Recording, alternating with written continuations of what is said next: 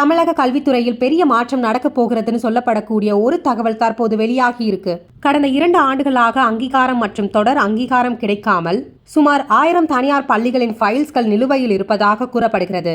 புதிய அரசு பொறுப்பேற்ற 1 மாதத்திற்குள் அந்த ஃபைல்ஸ்கள் அனைத்திற்கும் ஒரே நாளில் அங்கீகாரம் வழங்கப்பட்டுள்ளதாக தகவல்கள் வெளியாகியுள்ளன. இந்த நிகழ்ச்சியில் பேசிய தனியார் பள்ளி நிர்வாகிகள், கடந்த அரசியலில் பள்ளிகளின் அங்கீகாரத்தை புதுப்பிக்க லட்சக்கணக்கில் பணம் செலவழிக்க வேண்டிய சூழல் இருந்ததாகவும், சில சிபிஎஸ்இ பள்ளிகளுக்கான தடையில்லா சான்றிதழ் பெற பல லட்சம் ரூபாய் வரை செலவாகியதாகவும் குற்றம் சாட்டியுள்ளனர்.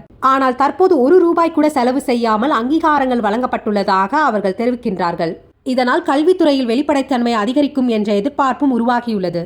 இந்த விவகாரம் குறித்து பேசிய பள்ளி கல்வித்துறை அமைச்சர் ராஜ்மோகன், இனிமேல் கல்வித்துறையில் மனித தலையீடு இல்லாத ஆன்லைன் முறை கொண்டு வரப்படும் என்று அறிவித்துள்ளார். பள்ளிகளுக்கு தேவையான கட்டிட உறுதி, தீயணைப்பு பாதுகாப்பு, சுகாதார சான்றிதழ் போன்ற அனைத்து ஆவணங்களும் சரியாக இருந்தால் ஆன்லைன்லேயே அங்கீகாரம் கிடைக்கும் வகையில் புதிய நடைமுறை அமல்படுத்தப்படும் என்று கூறியுள்ளார். மேலும் பள்ளிகளுக்கு அங்கீகாரம் பெறுவதற்காக கூடுதல் செலவுகள் குறைந்துள்ளதால் அந்த பயன் மாணவர்களுக்கு கிடைக்க வேண்டும் என்று அமைச்சர் வலியுறுத்தியுள்ளார். குறிப்பாக தனியார் பள்ளிகளில் தங்களது கல்வி கட்டணத்தை குறைப்பது குறித்து ஆலோசிக்க வேண்டும் என கோரிக்கை வைத்துள்ளார். உண்மையிலே இந்த புதிய நடைமுறைகள் முழுமையாக செயல்படுத்தப்பட்டால் கல்வித்துறையில் பல ஆண்டுகளாக பேசப்பட்டு வந்த லஞ்சம், காலதாமதம் போன்ற பிரச்சனைகளுக்கு ஒரு முடிவு கிடைக்குமா என்ற எதிர்பார்ப்பு மக்கள் மத்தியில் உருவாகியுள்ளது.